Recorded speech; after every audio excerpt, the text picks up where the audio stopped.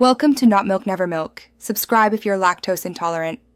You start by gathering the essentials: your exact Google account email, business name, address, phone number, and verification documents like ID or a recent utility bill.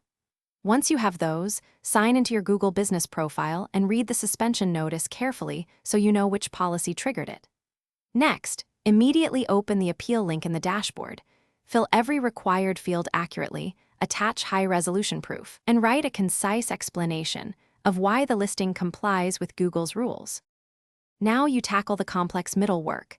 Verify every listing field against your official documents and correct any mismatches in spelling, abbreviations, or suite numbers.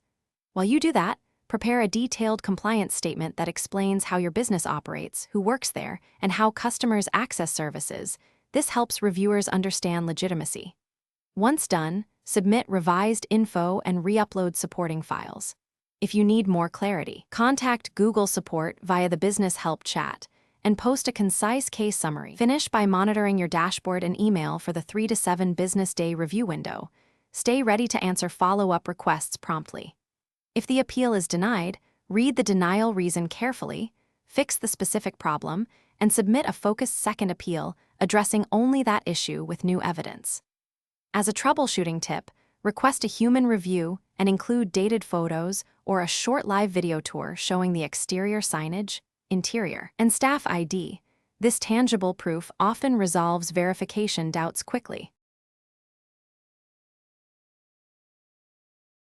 Thanks for watching. If this was helpful, leave a like and consider subscribing. See you next time.